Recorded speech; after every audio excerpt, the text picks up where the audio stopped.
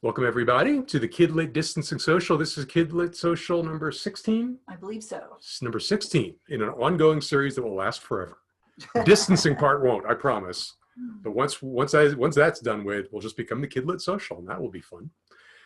So those of you who are new to us, because I know we had a really lovely article about us in Publishers Weekly and what we're doing, so I think that probably brought in a bunch of new folks.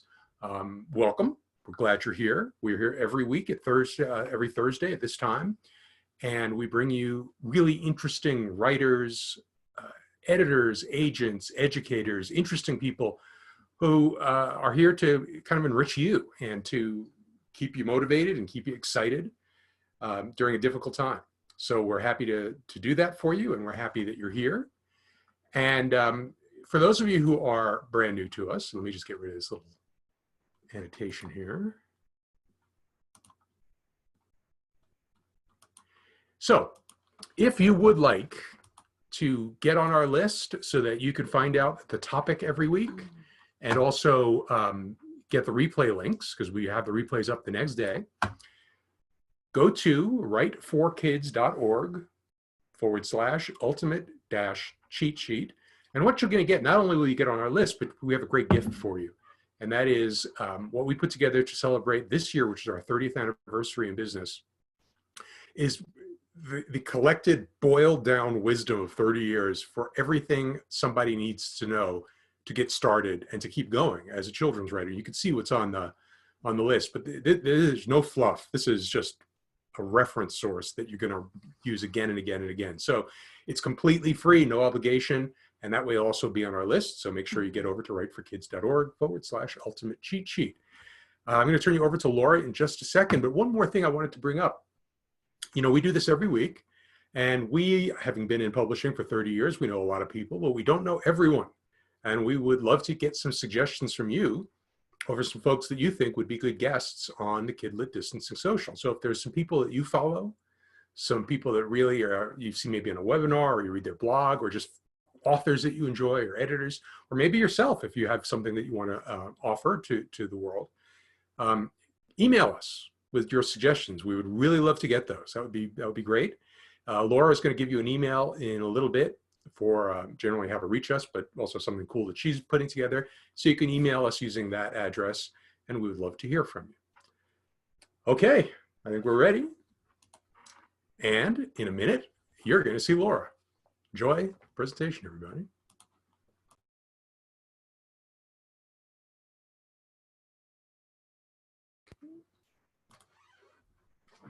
Hi, everyone. I am going to change where I am here, and then I'll show you my background, because as we do every week, you have to guess where I am. So this is a literary landmark somewhere in the world. Let me see if I can move over here so you can see part of it a little better. And I want you to guess what this place is. Last week we gave you an easy one, so this is going to be harder. And I'm just going to tell you it's not in the United States. So thank you, Tamara. Yes, I did cut my hair. Thank you. Finally, after 7 months, I got a haircut. I was very happy. Not Shakespeare, but that's a great guess. Not Anne Hathaway's house in Stratford. It's not in the UK. I'll give you that hint. It's not in England. So it is the home of storyteller who made a big impact on children's books. Not Hans Christian Andersen. Jean got it. Grimm brothers. Yes, brothers. And then Beth, right? You're right behind her. Brothers Grimm. Awesome. Awesome. So yes, let me share my screen again, and I'll give you a little more information. Where am I? Okay. So this is the Museum House of the Brothers Grimm. And that's where it is in Germany. I'm going to really attempt to pronounce this sort of okay. Steinau Ader Strasse, and that's wrong, I know. I pronounced that really badly, so I apologize to all my German friends. But this was the house that Jacob and Willem Grimm lived in from 1791 to 1798 in this particular town in central Germany with their family. And now it's a museum. And of course, they were among the first and best known collectors of German and European folk tales, as you all know, popularized the traditional oral type tales such as Cinderella, The Frog Prince, Three Little Pigs, Little Red Riding Hood, and they wrote them down and published them, and they became the basis of so many stories that we know today. So I thought that was pretty cool. So I would like to know, I'm going to change my background back to normal here. So every week we bring you this Where in the World is Laura literary landmark, but as I mentioned last week, if you were here, we would like you to help us out. So we want to know, where in the world are you? So if you live near a literary landmark, if you happen to be traveling and you are near a literary landmark and you want to take a picture of yourself in front of this place or in this place, and if there's a plaque or a sign that identifies it, try to keep that out of the photo so we have to guess. And you can email me a brief description of where you were and permission to use the photo on a Kidlit distancing social, and attach the photo as a JPEG, or if it's somewhere online that you have posted it and you want to send me the link, that's fine too. It has to be a photo that you own though, please. And email that to mail@writeforkids.org and put "Where in the World" in the subject line. We would love to feature you on a future distancing social. And John mentioned an email address a minute ago about where you can send us suggestions of people who you think would be great guests. That is the same email you can use, mail@writeforkids.org. And we would appreciate that because we want to do this every week. And so we would love to have some suggestions of who you would like to see on a distancing social. So now we get to celebrate. This is my favorite part of every week. This is where we celebrate the successes of you. So I've got 3 good ones this week. Melva Gifford received her 4th honorable mention in the L. Ron Hubbard Writers of the Future contest for her story, Windwalker. So congratulations, Melva. That is awesome. We're going to talk a little bit about contests today too. So I'm so glad to see that you are entering contests. Rosie J. Pova's newest picture book, Sunday Rain, will be released in March 2021 from Lantana Publishing and Learner in the UK and USA, and it's now available for pre-order. You can get it. You can order it now. You'll have to wait probably till March to actually receive the book. The story captures a moment of making new friends while playing in the rain, and Rosie has included rainy day crafts and activities on her website. So congrats, Rosie. That is great. And very smart of you to have activities on your website that tie in with your book. That is something we always tell children's writers is a good idea to do. And Brenda Gurr, a CBI member, shares that the first book in her new chapter book series, The Fabulous Cakes of Zinnia Jakes, has been released by New Frontier Publishing in Australia and the UK, and will be released in the US and Canada by Learner Books in October. So Brenda, that is awesome. Congratulations on that. And I love that series title. That is such a perfect chapter book series title. So I hope that does really well for you. So we want to hear your good news. Anything you want to celebrate is wonderful. We want to help you. So email that same email, mail@writeforkids.org, and put "celebrate" in the subject line, and we will feature you on a future distancing social. And as John was chatting with you earlier, you all seem to be very busy, getting a lot done. So you should have a lot to celebrate with us very soon. So now we're going to take a poll. We do this every week. Those of you who are new, you get to vote in a poll. And this week, we are asking you, what is your favorite Caldecott winning book?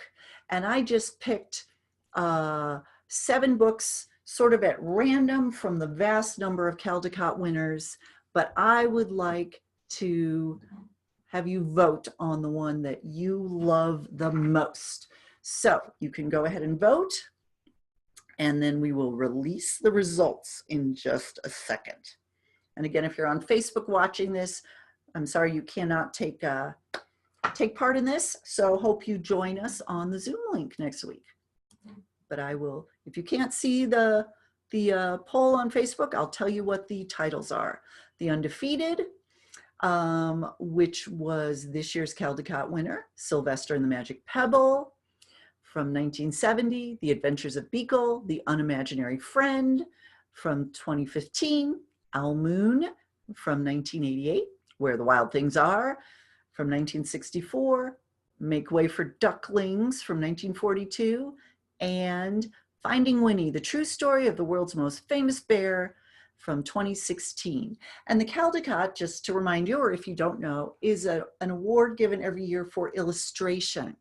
So often the author and illustrator are the same person, as in a lot of these books, but sometimes the illustrator and the author are 2 different people. But the Caldecott is awarded for illustration every year, which is why usually it's a picture book that wins the Caldecott.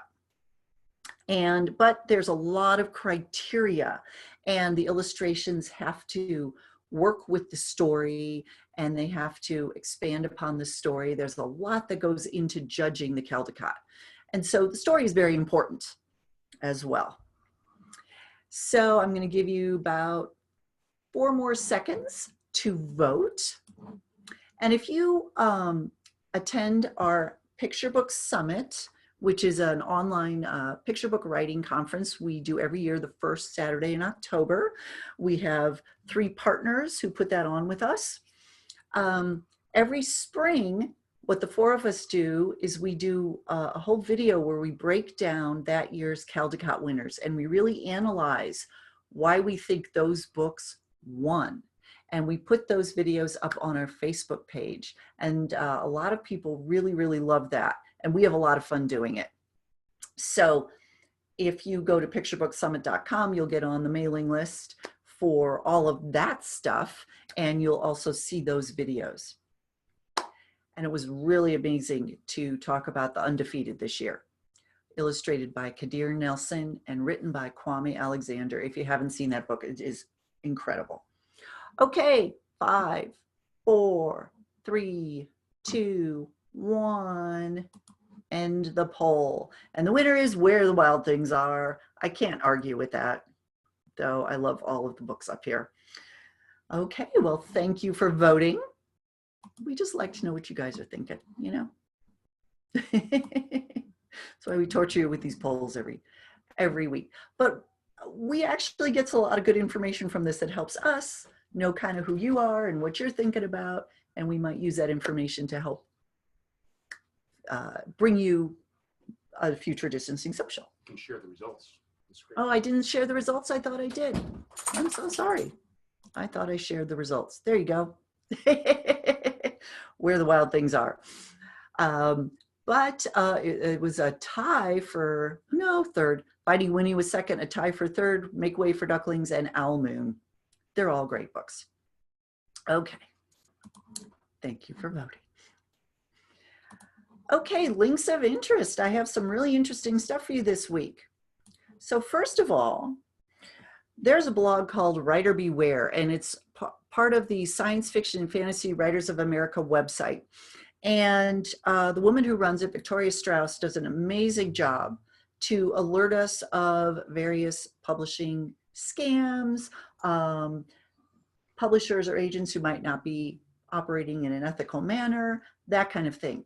She has 2 articles that she did recently.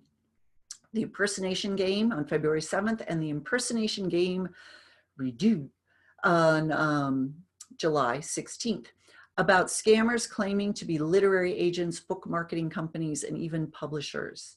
And the goal end of these scammers is to solicit money from authors for services such as creating book trailer videos or book, videos that you can use for book marketing or editorial services, that kind of thing.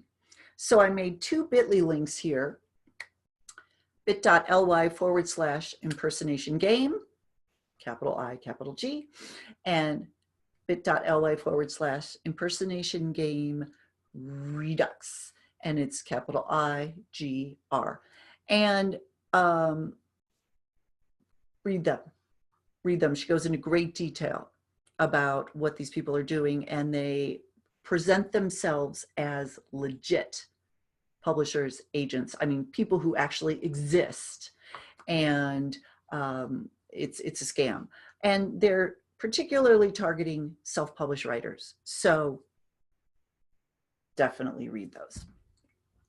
So according to Jane Friedman's The Hot Sheet, which is an amazing newsletter that you should all be subscribing to, audiobook sales are poised to overtake ebook sales by 2023. Now, we've talked about that in the past on these social, how audiobooks have just really expanded. A lot of people are buying audiobooks. Makes sense if you're, kind of stuck at home and it's hard to get out to your local bookstore and that kind of thing.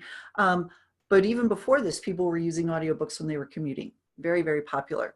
Anyway, they're exploding.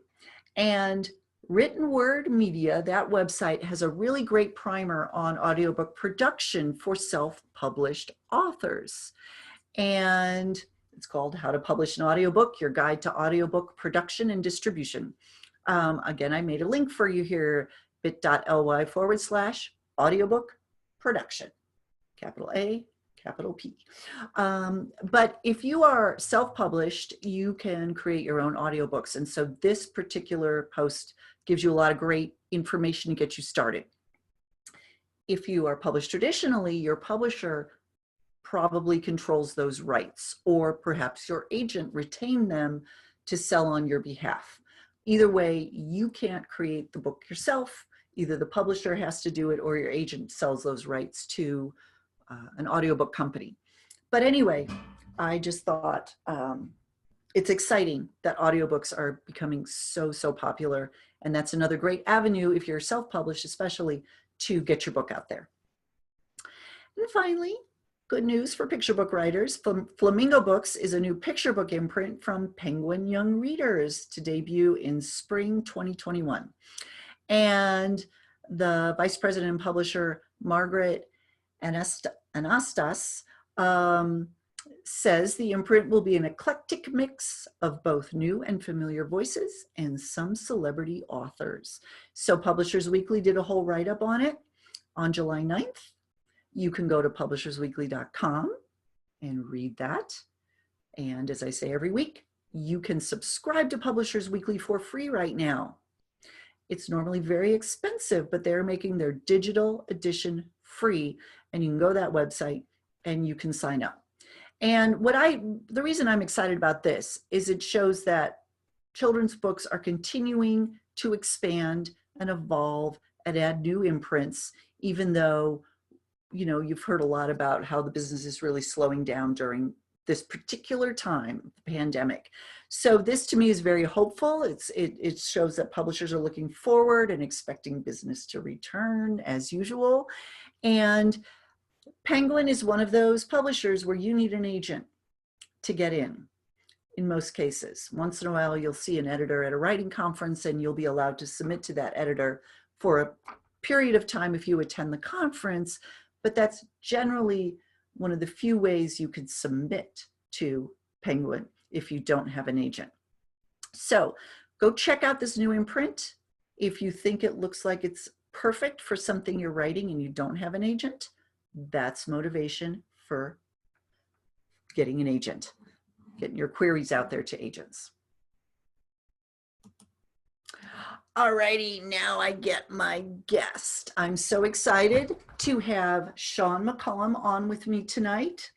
Sean has worked in the children's book publishing industry for 30 years, about the same amount of time I have. He's the author of more than 50 commercially published books and more than 300 articles for kids and teens, and his unpublished manuscript, We Can't Go Outside, recently won first place in the picture book category of the Catherine Patterson Prize, which is a very prestigious award sponsored by Hunger Mountain, which is the literary journal of the Vermont College of Fine Arts. So he is the self-proclaimed digital nomad, and he's had adventures in more than 60 countries and managed to make a living as a writer while following his passions. So isn't that something we would all love to do?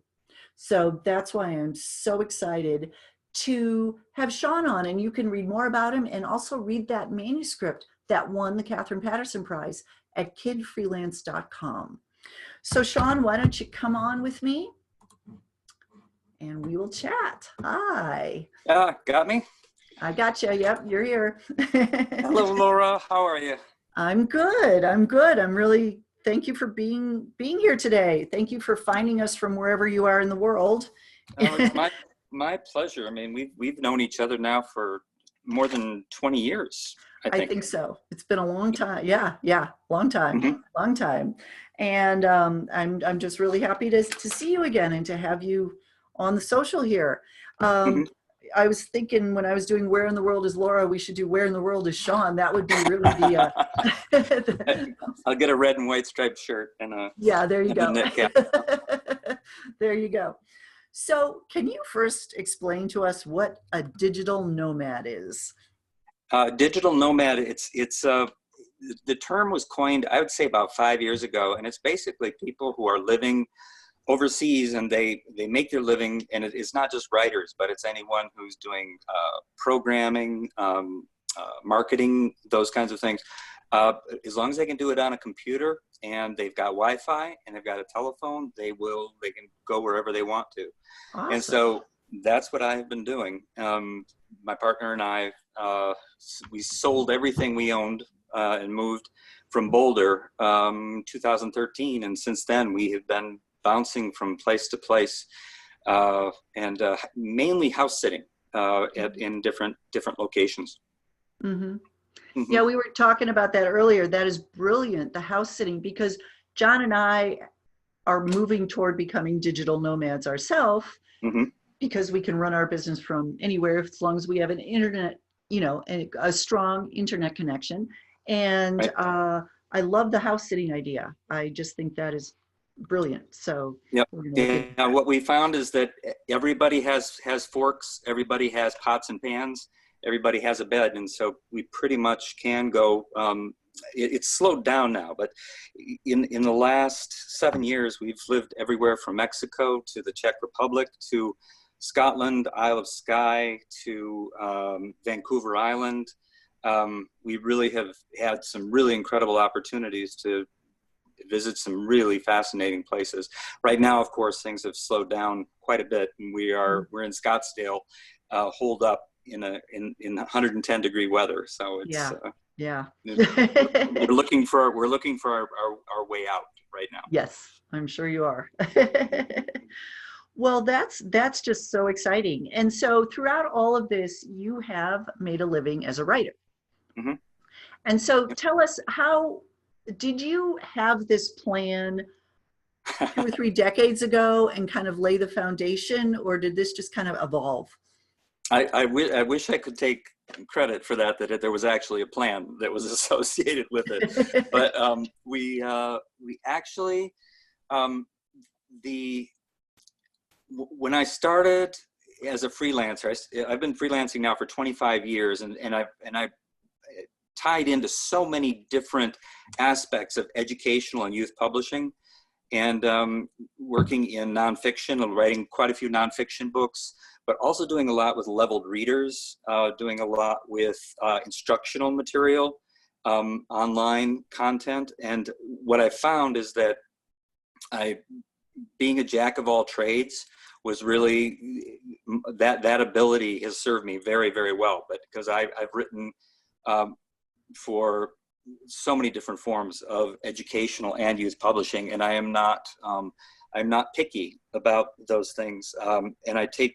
And yet at the same time, I take all of them. I recognize the importance of each one of those areas within the publishing, within educational publishing and within youth publishing.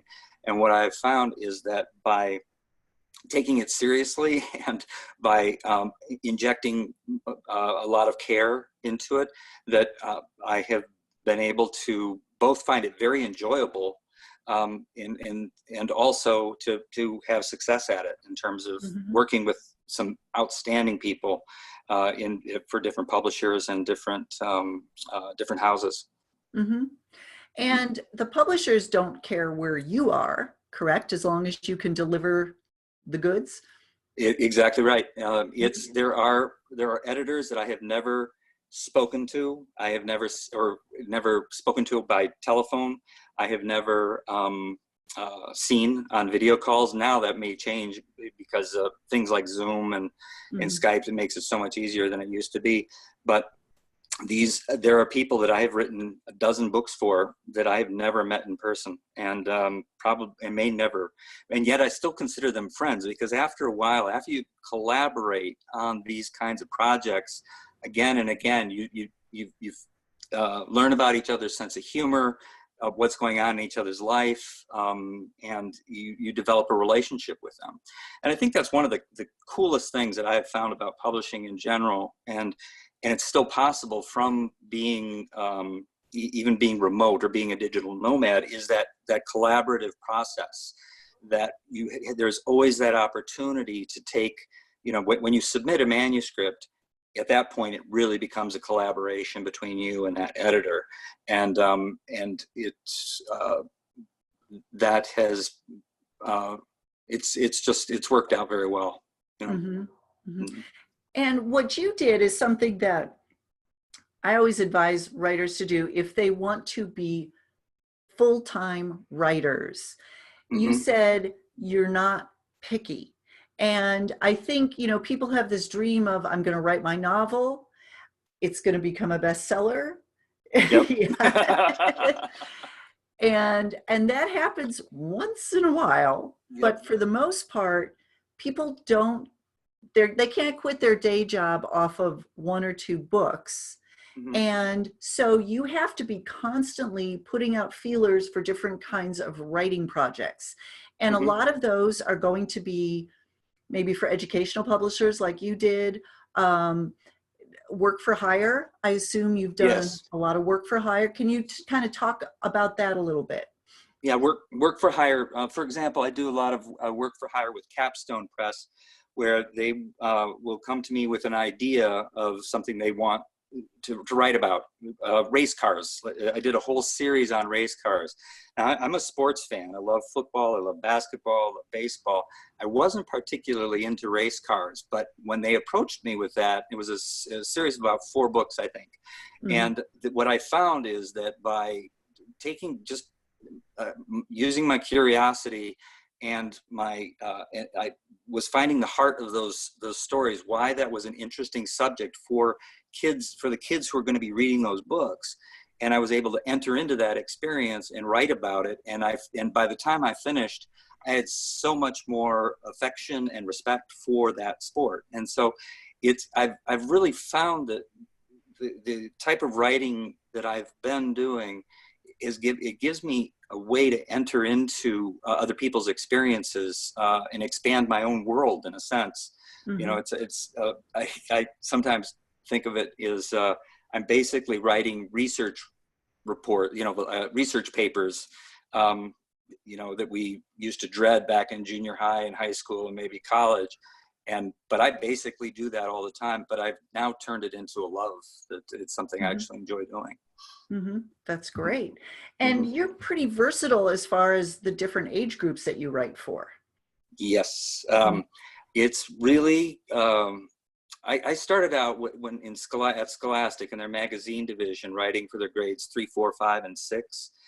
And boy, that was I mean, as you know from your work when you were in New York, I mean, it is an apprenticeship unlike any other. You just because we were working so hard and long hours and the like. But and then I was also, at the same time as I was writing for those grade school grades, I was also doing middle school and high school, writing for middle school and high school. And after a while, I really developed the instincts that go with that. And now, I used to have to look at the lexiles of, okay, this book needs to be in this lexile because it's grade 3, this lexile for grade 4, etc. And after doing it long enough, I basically can look at anything and say, okay, that needs to be written at a 4th grade level, and that I can do that. But that's from that apprenticeship, that I served back a while ago. Sure. And so for people who might not understand what work for hire is versus royalty, right? A lot of educational publishers do work for hire where they pay you a flat fee. And exactly. And then that's it. You get paid one time. And do you have copyright on those books, or does it depend on the series you're writing for, the publisher? It depends on the series. I mean, technically, I have copyright on those books, but it's not as though it reverts to me at any point. I wrote 4 books for example, for the Scholastic Encyclopedia for Presidents, and that was that was work for hire. Actually, no, that was actually royalties. I should have done work for hire. I would have made more money at it. So, yeah, I'm sorry. I lost my train of thought there. Well, and that sometimes is true. So, a lot of times writers, they get a work for hire offer and they think, no, I should never do that. Not necessarily. You sometimes do make more money because when you're getting royalties, you're gambling that the book is going to sell well down the road. Right. Yeah. And especially in children's, people who are interested in writing for children, the work for hire is actually one of the main ways that the business is done.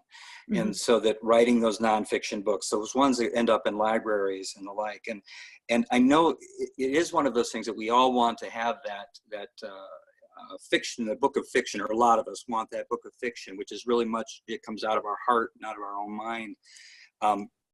But what I have found is that nonfiction is really a way to pay the bills along the way. And the thing is, I don't mean to disparage that in any way, because writing nonfiction, after a while, it takes on a life of its own, and you can develop a passion for it. And kids love them. I mean, I did a book on the Titanic, the building of the Titanic a few years ago. And I went into a school to do a school visit, and there was a young boy who was just crazy about the Titanic. And I just sat down with him with my book. He had the book, and then we talked through it. He would point out the different diagrams and things like that. And he knew, he was in 2nd grade, but he knew, all the steps of how the Titanic sank. And you see that, and you see that kind of passion in a kid, and you think, wow, that they're hungry for really well told nonfiction stories and nonfiction content. That's true. Kids love information because they're sponges, and they just love to learn stuff about the world. My son Matt was like that. He was a nonfiction kid, and he loved the books that just broke it down. And he was in like 3rd grade. He decided he was going to write his own encyclopedia, and he just started. He just started collecting bits of information and writing them in this notebook, because he said, I'm making an encyclopedia. So that's very cool. Yeah. That's very cool. By the way, if anybody has questions for Sean, please put them in the Q&A box, which is probably along the bottom of your screen, so I can keep track of them, and we'll have some Q&A time in a few minutes here. And just to pick up on what you were saying there about Matt and the encyclopedia, is I think the DK Eyewitness books, when they came out, and the really outstanding content which mixes the verbal with the images and with the graphs and the charts, and that is in so many ways it's active, it's engaging, and it appeals to different kinds of learners as well. Mm-hmm. And so I Mm-hmm. think that it's one of those, nonfiction is only getting better and better. Now there's more and more online content as well that's True. interactive, and Mm-hmm. and so that it's really an interesting field. Yeah. Well, and you talked about leveled readers. I think if you're writing a nonfiction leveled reader, it's amazing the vocabulary kids can read if they're interested in the topic. Oh You yeah. know, look at all these books about dinosaurs, level 1, level 2 readers. Kids are reading Tyrannosaurus Rex because they're so into the dinosaurs. And I think you have more freedom in a lot of ways as a writer writing nonfiction, because you can work in some of that more sophisticated vocabulary as it pertains to the subject matter. It's very true. Yeah. Very true. Yeah. So I have heard from many authors who write for educational publishers that once you get your foot in, it's a great gig, because then they will keep calling you, asking you to write more stuff. It's not this constant, you have to submit and wait and Is the turnaround time faster? Do you have to hit tighter deadlines usually? Yes, I would say so. It can be anywhere from 2 weeks to a month as a rule. For what would be 1,200 to 2,000 word book. So it can be a quicker turnaround. The thing is now, I remember going into the libraries when we were in New York and going to the NYU library and coming out with like a stack of books because I was doing a story on the Civil War. And now so much of that research content is available online, good quality research content. And so that's also one of those things that being a digital nomad, what makes it possible is I can do really solid research from wherever I am. Yeah. Do you have any tips on vetting your resources, knowing if they're good or bad resources? Yes. Yeah. Well, it's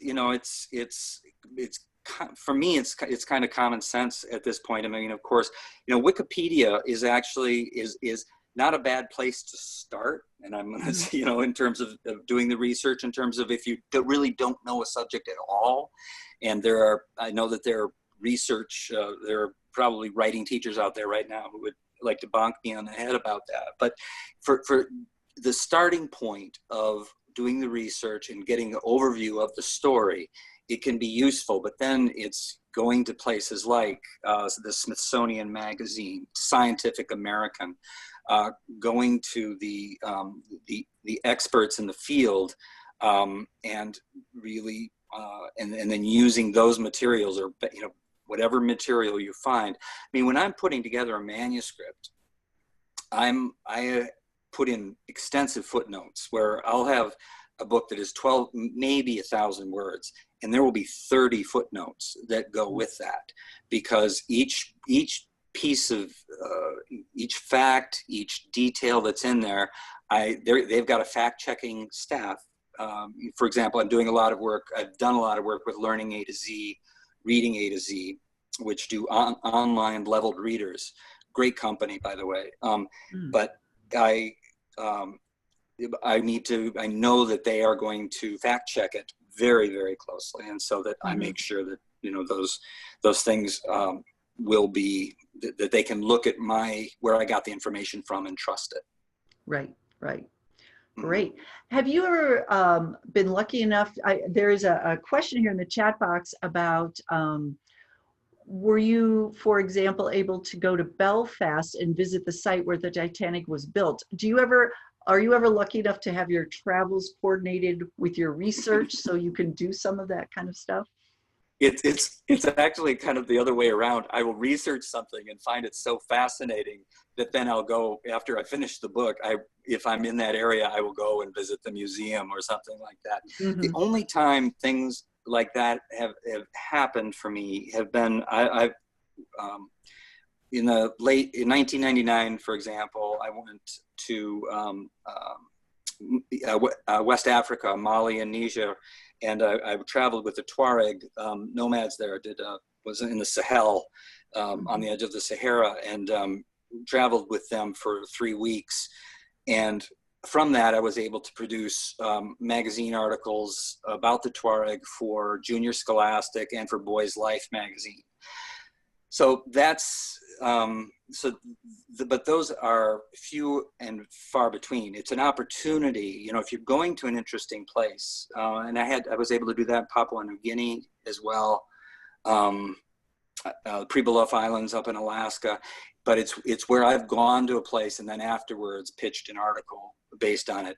It's never a situation where, you know, in children's publishing, as a rule, where they say, oh, hey, do you want to go there? We'll buy you a plane ticket. No, it doesn't. They don't do that. No, they don't do that. And so, but I will go up there, and I will go there, and then I will write a story on the back end, and then be able to publish it. Mm-hmm. Well, and I imagine you've probably gotten a lot of good magazine article ideas out of your travels, because that's the kind of thing I know a lot of magazine writers who do that, and they just kind of keep their eyes open when they're traveling for really interesting stuff that they can write about. Mm-hmm. Yep. Yeah, for sure. Yeah. So you also write fiction. Yes. Have your travels changed your fiction writing? Have they kind of given you some new ideas, interesting characters? Yes, they have. Those have not ended up in print yet. I mean, I keep journals whenever I'm traveling. That's very important to me, is to keep journals. One of the best things, Charles and I hiked the Pacific Crest Trail back in 2012, with his 2,650 miles from the Mexican border up to Canada, and we blogged all along the way. And so there is a book in there. I don't, but I have to pull it out yet. But so much of for my fiction, this is one of for some reason that I have a new book coming out next month, and my publisher is Brattle Publishing. It's called One for All, and it's a story that's based upon my own experience as a very mediocre basketball player back in 8th grade. So I'm definitely not the main character in this book, but what I found is that I draw a lot on my childhood and those things, even though it's a contemporary. I had to update the details, you know, and to have, you know, cell phones and computers and things like that. So I draw a lot, you know, on those things, on my my personal experiences from my childhood, and from, you know, the children in my life, my nephews and nieces who are now all grown up. But yeah. Yeah, great. How long did that take you to walk from Mexico to Canada? 5 months, and I still can't feel my toes. I imagine. Yeah, it was, but it was one of the greatest experiences. That was actually I've always been, Charles and I have always been fairly peripatetic. We moved around a lot, but it was after we did that, we realized we didn't need all this stuff that we had in storage. So we sold everything that we have. And I've got 2 suitcases and a small backpack where my computer goes. And that's basically what we travel with from, you know, here to there. So but that was the Pacific Crest Trail. And talking, you know, the title of, you know, our social distancing thing tonight about, you know, living an exciting life and being a writer, and that there's a Saul Bellow there were 2 things. I had a college writing professor. He said, well, to be an interesting writer, lead an interesting life. And then I just bumped into a quotation from Saul Bellow, and he said, the only thing you need to live an interesting life is to be a damn fool. And I kind of got both of those covered, you know. So, but it's by going out and doing those things, like going and hiking the Pacific Crest Trail and sort of really pushing myself. It's given me material that I'm able to draw on in both in my nonfiction and in my fiction. Mm-hmm. Well, and I always think that, I get emails from people all the time who are just getting into writing in their 60s because they've retired and they have time. And they Yeah. say, am I too old to do this? And I say, you've lived, you have so much experience to draw from. And I think in a lot of ways, older writers have that advantage. Yeah, if you're 22 and you're writing a young adult novel, you might have that real contemporary Right. reference point that you can draw from, but we've got the life experience, so it definitely balances out, I think. Yeah, I do think that it's important as a writer, when I'm talking to writers at whatever stage they are in their career, is to continue to be out there experiencing new things and to be pushing at those edges, because there's something about that process that opens the eyes toward how people are acting, how they speak. It kind of keeps life fresh, even if you're writing about something that is took place at an earlier time or is even historical. But by continuing to experience encounter new things, it's a way of keeping life moving, I think. That's my personal view. No, I totally agree. I want to talk real quick about contests, and then we're going to get to we got a lot of good questions here for you. So congratulations on winning the Catherine Patterson Prize. That is really Thank awesome. you. I was wonderfully surprised. But, yeah. So do you enter a lot of contests? I won't say a lot. It's one of those that I will kind of, they aren't a thing within itself that I'm necessarily shooting for. But if I have a manuscript that I feel good about, that I'm kind of happy about and excited about, and that was what the case was with We Can't Go Outside, I had this feeling of I wanted to put it up the flagpole.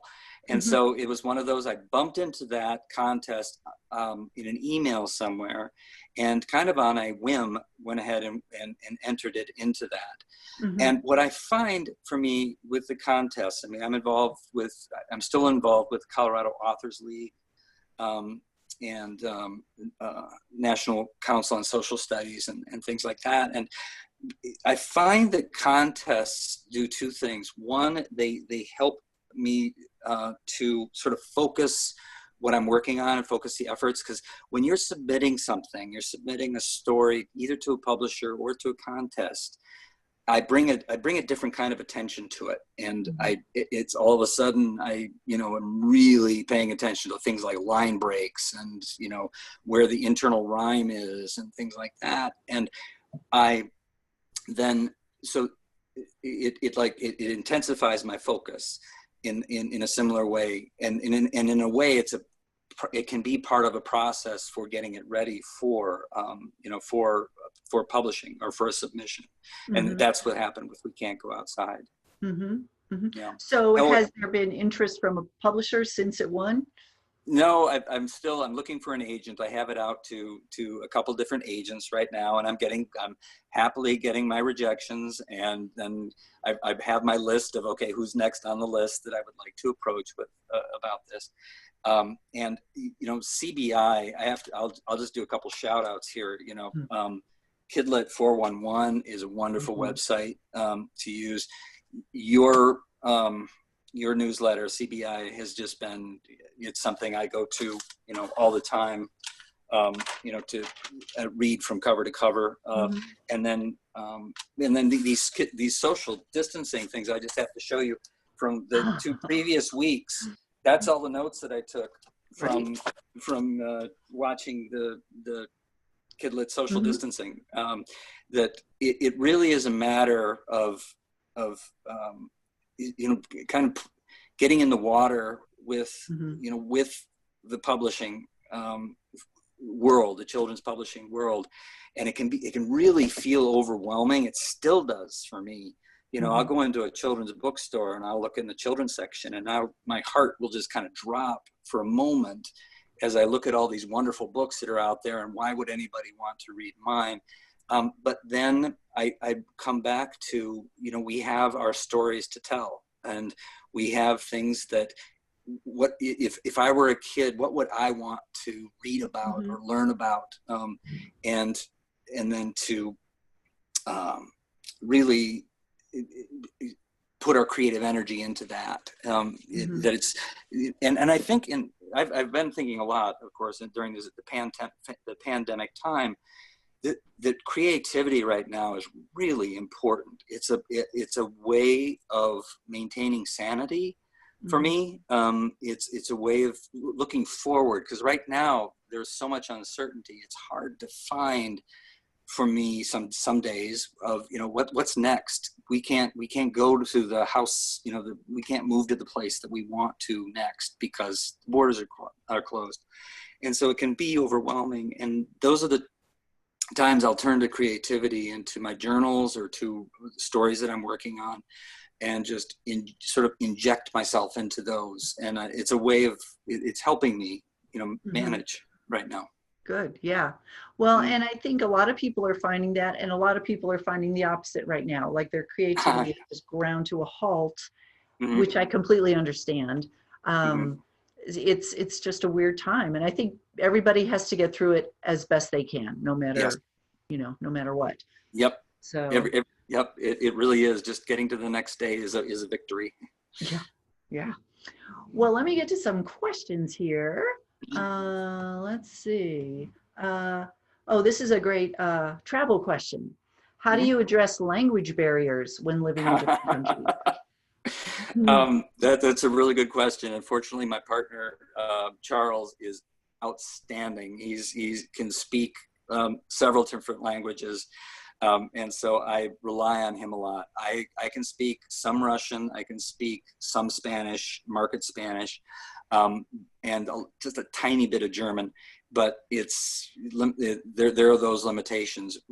Fortunately, or not, or for better or worse, most people in most places speak English, and so that going into a shop or a motel or hotel, as a rule, you can find English is the lingua franca, as it were. Do you find that most people in other countries appreciate that you at least try to speak their language, even if you're completely butchering it, rather than expecting them to speak English? Yeah, except I was in the Czech Republic earlier this year, and Czech is a difficult language, but I went and did some class visits at the local high school, and their English was outstanding. But I tried to speak a little bit of Czech to introduce myself, and all the kids just started shaking their heads, and they were so it can be, what I've found, it can be good for a laugh, but not necessarily. But yes, they do appreciate it. Yeah. Melva asked, so you used the word lexile early on when you were talking about reading levels. Can you define what that is? Lexile, it's something that if you're going to especially get into educational and publishing or leveled readers, Lexile is sort of it's a measurement of the readability of a passage or a book, so you'll see that oftentimes. I think even on Amazon in their children's books will have that listed, and so it's you can go online and you can find what the sort of projected lexiles are for the different age groups in that. And there is an online free measurement service called lexile.com, Lexile.com, and it's pretty approximate, but it can put you in the ballpark of whether or not something is fits for a certain age group. Also, then the Writer's Word Book, I'm forgetting who I think that's the Writer's Digest publication. Is that? I'm trying to remember. Sure. The Children's Writer's Word Book, yeah.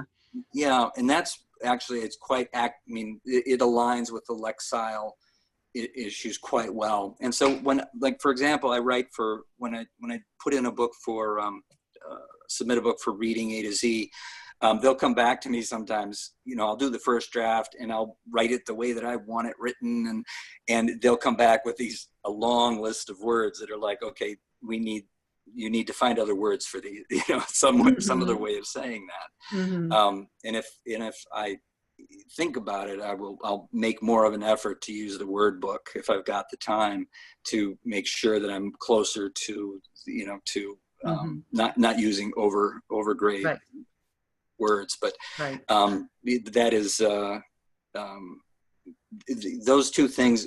It's also a way to signal your editors and your publishers as you're submitting, and especially if you're submitting to either a new editor or you're a new writer. It's a way of signaling that you know what you're talking about. And that's a really good, at that point, they recognize you as someone who's taking the profession quite seriously, and you know your stuff. So it's a good practice to get into, rather than expect the editor to fix it for you. Right. And the Lexile score is more of a concern with educational publishers than trade publishers, correct? Yes. Yeah. Right. Okay. When you do work for hire, does your name usually appear on the book? Yes, always, as a rule. Yeah, always. I did do a work for hire book, a basketball book called, I'd never had this happen before. It was for Capstone. It was part of the Jake Maddox series, and it was called Pick and Roll. So Jake Maddox, he's the author of record, and then inside it says, my name appears inside. But yes, it is a publishing credit, and it's, the name always appears on it. Great. I've got several questions here about how you break into work for hire. So would you submit sort of a resume and writing samples to some educational publishers, or what? I mean, each publisher is going to be slightly different. They probably have submission guidelines on their websites, but what would your advice be for that? Oh, wow. Isn't that the $10,000 question that we've all asked at different times, of how do we break into a different area of writing? I think one of the things to do is, this is where going to writing conferences, being connected within a critique group of people of different, that are in different places in their writing journey, and you bump into people. It's like any business, that knowing somebody who knows somebody opens doors that wouldn't otherwise open. And I've been a beneficiary of that, and I try to be, pass that along, in that I will recommend people to editors that I like, good people that I know that are good writers but haven't been working in a specific field, and so I will pass along their name to them. But creating a writing community, and is within your critique group, within SCBWI, Children's Book Insider, and building that out, and you'll start to find the people who are interested in doing the same sorts of things that you are. And depending on where they are in that journey, they can help you along, or you may be able to help them along. You pay it forward, as we go. Right. And did that answer the question? Yes. And a good way to sort of start tracking down who the educational publishers are, go to the websites of some authors you like, authors who write nonfiction. A lot of them will have some trade books and a bunch of educational publishing books, and see who the publishers are. Go to the publishers' websites and see if they have any kind of submission guidelines on their website. And they'll usually say, sometimes they have qualifications. They want writers who are also teachers. Some publishers have, parameters like that, or they want you to be an expert in the field that you're writing about, but a lot of times they don't. So you can kind of get a sense of where you might fit in to these different publishers, and then they'll tell you what they want from you. Mhm. A lot of times it's sort of a resume and a writing sample, just so they Right, can see your writing style. And right. then they'll And assign you a book.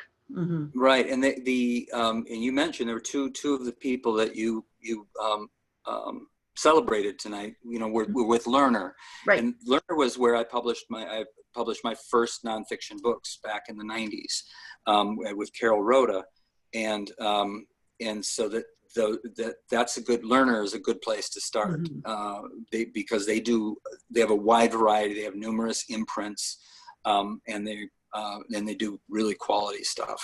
Hmm. Yeah, they're a great publisher. Mhm. So I've got several articles here, or several questions here too, about kind of your process for writing a nonfiction book. So you talked a little bit about the sources you look at. Do you have because you're on tight deadlines a lot, do you have sort of a system down? Do you create an outline? Then do you plug in the research on the outline? And then, kind of how do you do that? Um, as, I'll use reading A to Z as an example of the process. I mean, what I'll do is I'll get the assignment and I will immediately just start reading about it. I did a book on Lewis Latimer earlier this year. He was an African American inventor who was integral in with Edison and some of the early work on the light bulb. And so I'll just start reading up about him and about that era and about and then what I'll start doing is I'll create a scratch outline, which Mhm. is just, okay, at this point I can look at it and I go, oh, I can just go really quickly and I can point, do bullet points. Okay, I need to touch on this. I need to touch on this. Oh, here's a great quotation, this kind of thing. And Mhm. I'll put that together. Reading A to Z, wonderful editors there. Well, then I create an outline for them, which may sometimes the outline will be longer than the book itself, Mhm. honestly. But it's a way that they can see that I've got a handle on the material, Mhm. and then they will come back with their notes about it and what things to punch up, areas that might, in order for length, can be pulled out. So it's definitely, so the scratch outline I find is very useful because it's just a matter of like trying to figure out how I'm going to write the book already. Instead, I'm just uploading the information into me. And I need to become so familiar with the information that when it comes to the writing process, it starts to flow Mhm. out. It's not like bricklaying. It's got to be more fluid than that. My Mhm. experience. Mhm. Yeah. Do you ever contact experts and do interviews as part of your research process? I have, definitely in the past, and that's actually a blast. Mhm. One of my favorite things to do is to talk to people. I was working with Teaching Tolerance magazine, which is with Southern Poverty Law Center, and being able to, and calling and doing phone interviews with people, and I can still do that. I still do that. Even if I'm overseas, I use Skype. I've been doing a lot of educational. I was a writer for the Kennedy Center for their arts education program, and so I got to talk to playwrights, artists, to and then to weave their information into either Q&A, question and answer, or weave their quotations into the article itself. Mhm. So yes, I do contact people in those cases, and what I find like Capstone is really good about that. They will retain an expert. I did a book on shipwrecks, Mhm. and so I wrote the book, and then they have an expert vet it, so that they can, and they'll come back with any questions, so that that they there's a good process, and that's where that collaboration with the editor and with the publisher is, Mhm. in my experience, it's fun. It's Yeah. actually fun. Yeah. Yeah. Well, and I bet it gives you an opportunity to just chat with some fascinating people in the Big time. course of your work. Yep, That's big just time. so fun. And I still, when I do school visits, I let people know that I interviewed Daniel Radcliffe and the cast from Harry Potter for National Geographic Kids, that's when I got them. You know, at that point they go, oh, okay, this guy's not, you know, he's spoken to Daniel Radcliffe, so Yeah. so, brush You're with cool. greatness. Yeah, right, exactly. Awesome. So here's another sort of travel related question. How do you carry your research and journals around the world? Do you digitize everything? So is everything on your computer? All my writing is on my computer. Here's my journal is right here. You know, that I write it, and you know, my journals, and when I fill it up, then I put it in a envelope and I give it to my sister Lynn in Chicago. And so she's got I think she's storing them for me, and all the rest. And I think my parents might be watching tonight, so I'll just say, I just want to send them a shout out to my parents. But all of my work is on my computer, and I do backups and the like. I was going to say, you better. Yeah. Lots of cloud backups. Yeah. Yeah. Yep. Well, and you know, this age of technology just makes so much possible to have. I mean, you would have to have an entire suitcase just dedicated to your notebooks if we didn't have laptops. Yeah. Yep, it's true, and that was the hardest thing for me to get rid of, and I think everybody who's watching this tonight can relate to, is having to, when we got rid of everything, was to get rid of our library. We had, you know, a lot of books, and we had to get rid of them. But again, because of Kindle and being able to download books, I've got a library, you know, that can fit in the palm of my hand, and it's both wonderful. You know, I do miss the physical books in my hands, but it's, again, what makes it possible, the way that I'm living my life and doing my career is only possible because of, you know, computers and digitization and internet. How do you resist buying souvenirs and mementos from every place you go? There's I don't know do you know the character Dame Edna? Yeah. Yes. Okay. She said, you know, if it looks good in Guatemala, well, leave it in Guatemala. And so that's kind of what always goes through my head. I'll see something very cool, but as a rule, right now, the only thing that I'll get is clothing. And if I buy, you know, a new shirt, I have to get rid of an old shirt, and it kind of, it works that way. And you know, there are things, getting gifts for, and whatever gifts I get for people that I will then bring back, usually have to be pretty small. So it focuses how one shops. Yeah. I think it sounds awesome. I have, every time, you know, John and I usually go to Europe every summer, and we stay in apartments, Airbnbs, and people live there in much smaller places than we do here. And they have way less stuff. And we come home and I want to just toss out everything in my house, because we don't have a lot of stuff compared to most people I know. And yet I still feel like we have way too much stuff. So I really envy you being able to compress your life into a couple suitcases. That sounds incredibly freeing to me. It has been. I'll be honest with you. The idea that, you know, I can literally, you know, pack up and be on the road within an hour is really, it's kind of the way that I tell people that I'm in the witness protection program. But we're able to move quickly and lightly, and it really is, it is freeing. I imagine it is. Wow. Okay, I'm just gonna do a couple more questions, then we're gonna let you go. What about social media? Do you worry much about a social media presence, and do you think that helps you get work, having a social media presence? That's an interesting question. You know, there's some people that I think do social media really well. I think of the author Jason Reynolds. I think he does it very well. Mhm.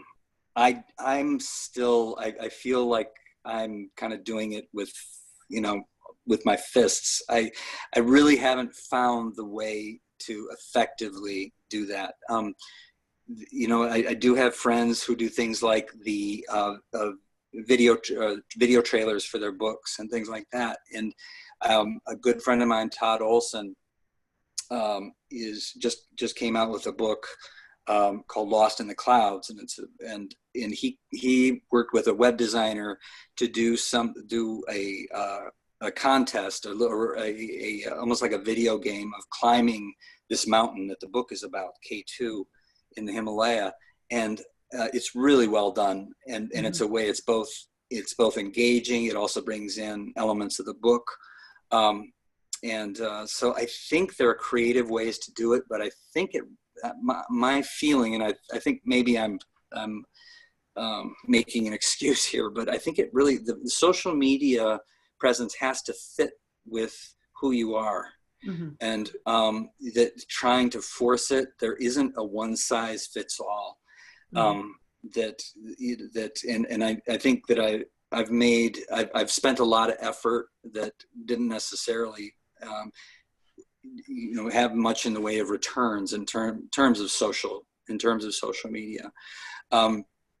But I am finding that there are groups that one can belong to that can help amplify your presence. And one of those, for example, is from the mixed up files of middle grade authors, and Kidlit 411, that they're getting involved in these online groups can be a way to amplify your presence within a certain area that you're publishing in. And yeah.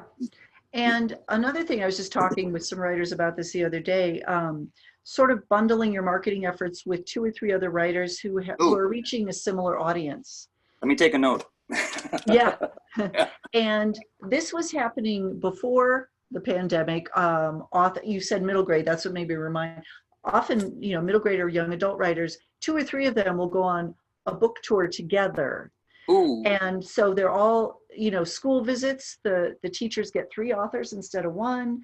Book signings, they've got all 3 of them there. So they are each pulling from the social reach of, the media reach of each other to create a bigger fan base, which I think is a great idea. I think so too. And I think you can do that with really any kind of book, even building a website. If 3 of you have nature themed picture books coming out at the same time, you could create one website that highlights all 3 and put a lot of great teacher resources on it, stuff for parents to do with the kids. And so you're sharing the burden. And I think that helps. I think so too. And along with that, I think that teaming up with people like that, this is such a solitary business. I mean, it really is you and your laptop as a rule. That to be associated with people who are working in the same area, you can share the stories related to it, and encourage each other when the times are tough. Yeah, I think that's a really good idea. Yeah. Okay, final question, and I almost feel bad asking this because I know your parents might be watching. This is a travel question, but I want to hear the answer to this. What dangerous situations have you been in, and how did you address them? And we can take out the word dangerous and just say uncomfortable, interesting, unexpected. There's and my parents know this, so it's no big deal. I was in New York, and I went back and did some contract work, 3 months with Junior Scholastic back in 2001. And one day I was, coming, and it was September 11th, and I arrived, got to work, and I still didn't know exactly what was going on because I was on the train during when everything was happening, and went up to the top of the building and saw, you know, the towers on fire. And I actually, I went down, I decided to go down and see if I could, you know, talk to the press, if there was like a press tent or something like that. And so I went down there, and it was about, you know, 6 blocks away when the towers fell. And that was probably the most, you know, the most dangerous situation that I've been in. And that was, you know, partly my own doing. But yeah, so that. I bet everything else pales in comparison after that, you know? Yeah, though I have had a shark. I was working, and this is a true story. I was working for, I was doing, this was before I was a writer, but was working in on a scientific expedition, and we were doing some coral research. And so we were diving, and I came up, and there was a shark, a gray reefer, or white tip, who was a little ways away watching me very closely. And that, it wasn't, he didn't, I think he was just curious, but it still got my attention. I bet it did. Yeah. Mm-hmm. Awesome. Well, Sean, this has been awesome. Thank you so much. It was great touching base with you again, and my pleasure. Send us pictures from where you are in the world every time you pass a literary landmark, and we'll put you up on the social. So I will do. Yeah, well, be Thank well, you so safe much. travels, and yeah, great. Yep, and we'll be in touch. Keep in touch, absolutely. All right, well, thank you everybody for joining us, and we'll see you next week. Good night.